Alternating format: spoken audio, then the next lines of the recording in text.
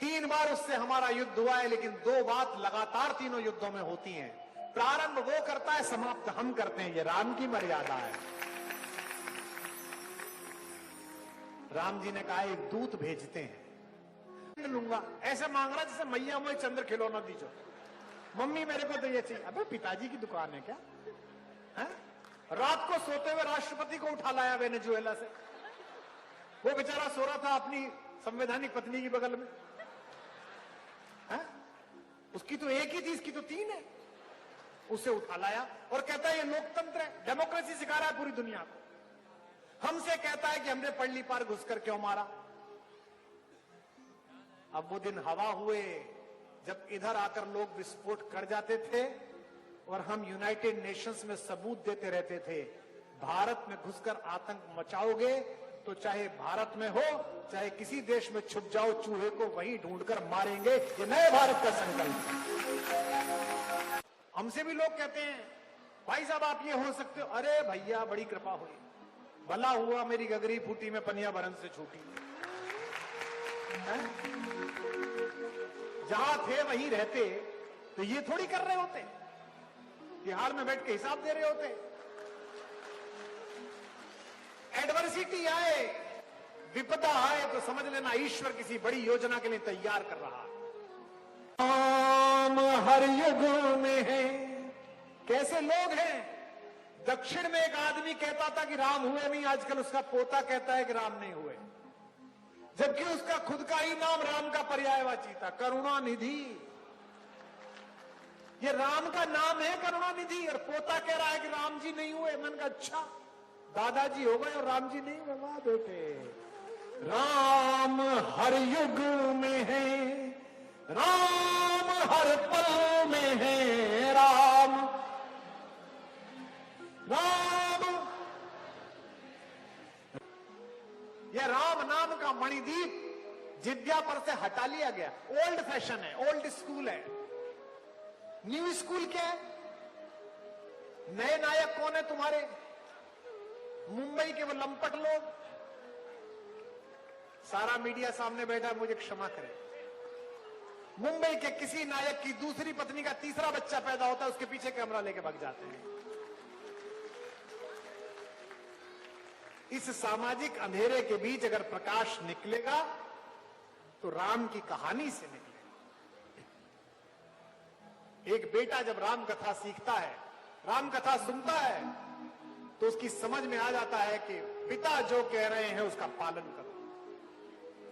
एक पति राम की कहानी सुनता है तो वो सोचता है कि जीवन का सारा पुरुषार्थ लगा दो लेकिन पत्नी को कष्ट ना हो जाए। देश में कोई विदेशी मेहमान आता है तो उसे प्रेम दिखाने के लिए आगरा ले जाते हैं।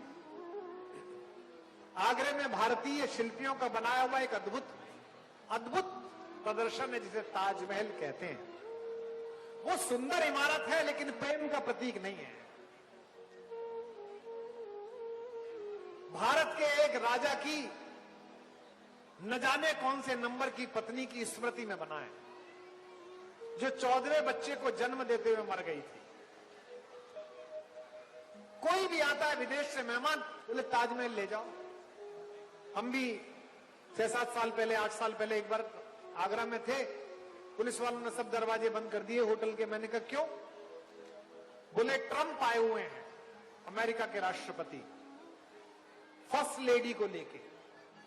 मैंने कहा इनकी तो तीसरी वाली है।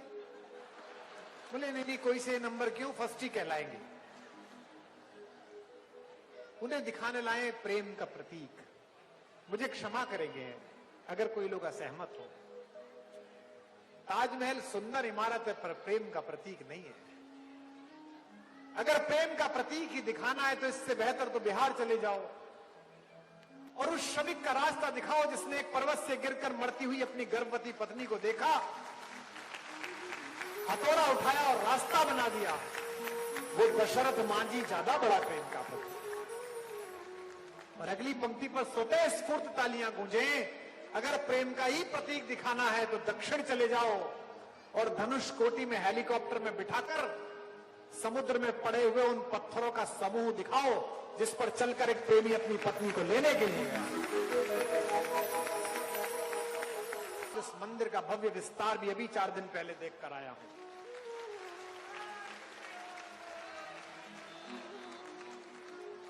और जैसे ही आदरणीय चंपत जी ने माइक पर बोला कि भगवान के माथे पर जो टीका है ये बंबई के हीरा व्यापारियों ने भेजा है, इसमें 400 करोड़ के हीरे लगे हैं।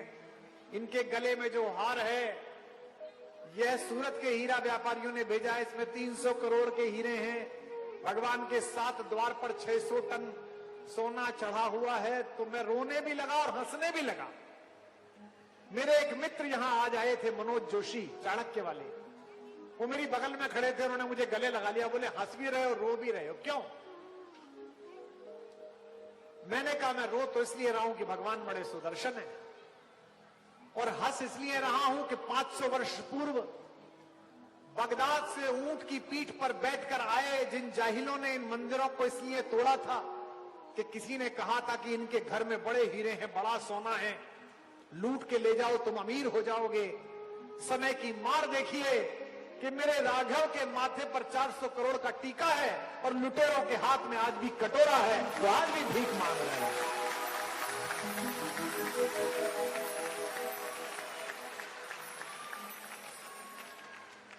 और इसलिए भी कह रहा हूं, यहां सत्ता के लोग बैठे हैं, विधायक, सांसद, मंत्री बैठे हुए हैं, इस बात पर भी गर्व अनुभव करिए कि न्याय के देवता ने न्यायालय में लड़कर अपना अधिकार लिया।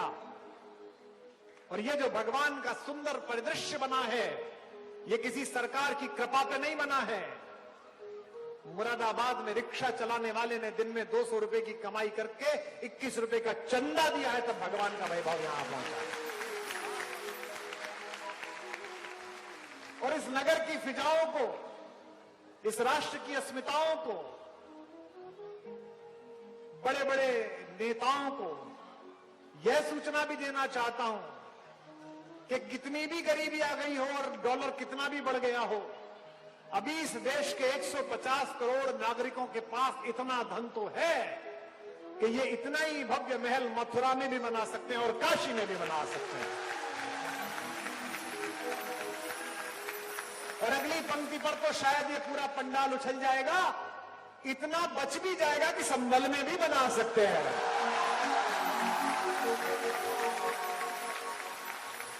कैसे खड़े हैं भगवान, अयोध्या में जाइए तो कैसे